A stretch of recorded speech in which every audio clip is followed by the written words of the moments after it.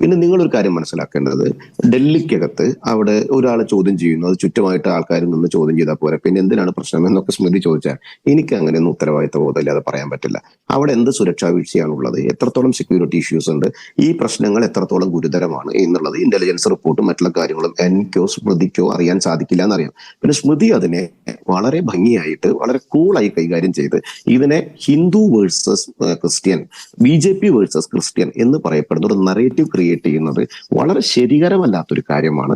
ഇതൊരു മാധ്യമ പ്രവർത്തനത്തിന് ചേർന്നതല്ല. ചർച്ചയുടെ തുടക്കത്തിൽ സിറോ മലബാർ സഭാ വക്താവ് ഫാദർ ആന്റണി വടക്കേക്കര കുരിശിന്റെ വഴിയെ തടഞ്ഞതിനെ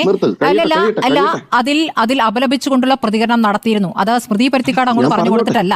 ഞാൻ പറഞ്ഞോട്ടെ സ്മൃതി പരുത്തിക്കാട് പറഞ്ഞു തെറ്റാണെന്ന് പറഞ്ഞത്, ആഭ്യന്തര വകുപ്പിലെ ഒരാളെ ചോദ്യം ചെയ്യുമ്പോൾ അതിന്റെ ചുറ്റും ആളുകൾ നിന്നല്ലേ എന്നുള്ള ചോദ്യത്തിന് മറുപടി പറഞ്ഞു. അതിന്റെ സെക്യൂരിറ്റി അത് മാത്രമാണോ പറഞ്ഞത്? അപ്പൊ താങ്കൾക്ക് ഇഷ്ടമുള്ളത് മാത്രം എടുക്കുന്നത് എങ്ങനെയാണ് ശ്രീ ഉല്ലാസ് ബാബു?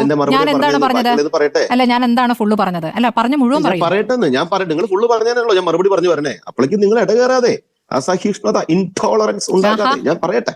അപ്പോ സ്വാഭാവികമായിട്ട് പിന്നെ നിങ്ങളൊരു കാര്യം പറഞ്ഞു, ക്രിസ്ത്യൻ സമൂഹത്തിന് നേരെ നടക്കുന്ന പ്രശ്നങ്ങൾ ക്രിസ്ത്യൻ സമൂഹത്തിന് നേരെയല്ല, ഈ നാടിനകത്ത് നടക്കുന്ന എല്ലാ പ്രശ്നങ്ങളും പ്രയാസങ്ങളും അധികാരിക വർഗത്തിലിരിക്കുന്ന ആളുകൾ കൃത്യമായി തന്നെയാണ് കൈകാര്യം ചെയ്യേണ്ടതും അത് പരിപൂർണമായി തന്നെ കൈകാര്യം ചെയ്യുകയും ചെയ്യും. അതിലൊരു സംശയവും വേണ്ട. സുരേഷ് ഗോപി കുരുത്തോല എടുത്തിട്ട് നടന്നിട്ട് കാര്യമില്ല എന്ന് നിങ്ങൾ പറഞ്ഞു. എന്റെ പൊന്നുസ്മതി, സുരേഷ് ഗോപി പള്ളിയിൽ പോകണോ, വിശ്വാസവുമായി ബന്ധപ്പെട്ട അദ്ദേഹത്തിന്റെ വിശ്വാസം, അദ്ദേഹത്തിന് പള്ളിയിൽ പോയി പ്രാർത്ഥിക്കണോ, അമ്പലത്തിൽ പോയി പ്രാർത്ഥിക്കണോ, മോസ്കിൽ പോയി പ്രാർത്ഥിക്കണോ എന്നുള്ളതൊക്കെ അദ്ദേഹം തീരുമാനിച്ചോട്ടെ. അദ്ദേഹം പുത്തൻപള്ളിയിൽ പോയിട്ടുണ്ടെങ്കിലും, ലൂർദ് പള്ളിയിൽ പോയിട്ടുണ്ടെങ്കിലും, പാവർട്ടി പള്ളിയിൽ പോകുന്നുണ്ടെങ്കിലും, പല്യാലിക്കൽ പള്ളിയിൽ പോകുന്നുണ്ടെങ്കിലും അവിടുത്തെ ആളുകളുമായി സംസാരിച്ച് അത് കൃത്യമായി അനുവാദം എടുത്തിട്ട് തന്നെയാണ് അദ്ദേഹത്തിന്റെ വിശ്വാസത്തിന്റെ അടിസ്ഥാനത്തിൽ അദ്ദേഹം പോകുന്നു, പ്രാർത്ഥിക്കുന്നു, തോന്നുന്നു. എന്താണ് നിങ്ങൾക്ക് അതിൽ വിരോധമുള്ളത്? നിങ്ങൾക്ക് എന്തിനാണ് സുരേഷ് ഗോപി ഒരു പ്രാർത്ഥനയിൽ പങ്കെടുത്തത് കൊണ്ട് നിങ്ങൾക്ക് അസഹിഷ്ണുത?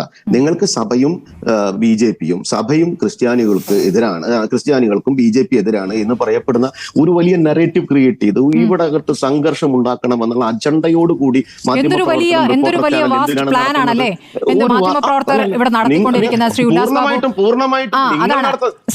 ചെറിയ പ്ലാൻ എന്നല്ല.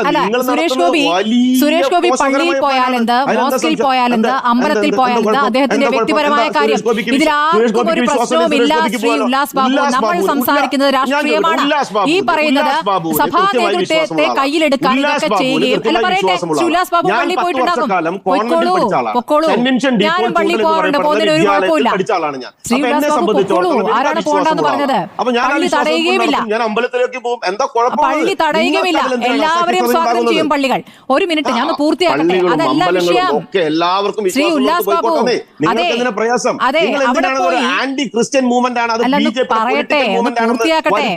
അല്ലല്ല, എന്താണ് ഈ ചർച്ച് ബോർഡ്? ചർച്ച് ബോർഡ് എന്താണ്? ഓർഗനൈസറുടെ ലേഖനം എന്താണ്? നിങ്ങളുടെ പ്ലാൻ എന്താണ്? ഒരു സമൂഹത്തിൽ നടക്കുന്ന ഒരു ആചാരത്തെ അവിടുത്തെ സെക്യൂരിറ്റി ഇഷ്യൂ, പ്രത്യേകിച്ച് ഡൽഹിയിൽ നടക്കുന്ന, പ്രത്യേകിച്ച് പാർലമെന്റിന്റെയും രാഷ്ട്രപതി ഭവന്റെയും തൊട്ടടുത്തുള്ള ഒരു പള്ളിയിലെ ഒരു ആരാധനാലയത്തിലെ വിശദീകരിച്ചാൽ ഈ പ്രശ്നമുണ്ടോ? ഈ പറയുന്ന പരിപാടി നടത്തിയവരോട് കൃത്യമായി വിശദീകരിച്ചെങ്കിൽ ഈ ചോദ്യമേ ഉണ്ടാവില്ലല്ലോ. അവരെ ബോധ്യപ്പെടുത്തിയിരുന്നെങ്കിൽ ചോദ്യം ഉണ്ടാവില്ലല്ലോ. അതിന് സ്മൃതിയുടെ റെക്കമെൻഡേഷൻ ലെറ്റർ വേണ്ട. അവിടെ കൃത്യമായിട്ട് അതിന്റെ അധികാരികൾ, സർക്കാർ അധികാരികൾ കൃത്യമായിട്ട് ചെയ്തോളും. ഞാൻ പറഞ്ഞല്ലോ, ചർച്ചയുടെ തുടക്കത്തിൽ സിറോ മലബാർ സഭാ വക്താവ് അതിനെ അപലപിച്ചാണ് പ്രതികരിച്ചത്. സിറോ മലബാർ വക്താവ് അതിനെ അപലപിച്ച് തന്നെയാണ് പറയുക. അദ്ദേഹത്തിന്റെ ആചാരങ്ങളും അനുഷ്ഠാനങ്ങളും കുറിച്ച് പറയേണ്ട ഉത്തരവാദിത്തപ്പെട്ട വ്യക്തി തന്നെയാണ്. പിന്നെ അദ്ദേഹം BJPയെ കുറിച്ച് പറഞ്ഞു, BJP തെറ്റാണെന്ന് പറഞ്ഞു, BJP എതിർത്തു എന്ന് പറഞ്ഞു, BJP ആണ് ഈ പ്രശ്നം മുഴുവൻ ഉണ്ടാക്കണമെന്ന് അദ്ദേഹം പറഞ്ഞോ? അദ്ദേഹം പറഞ്ഞോ? താങ്കൾ ചർച്ചയുടെ തുടക്കം അദ്ദേഹത്തിന്റെ നെറുകിൽ എന്തിനാണ് അങ്ങനെ പറഞ്ഞു പോകല്ലേ?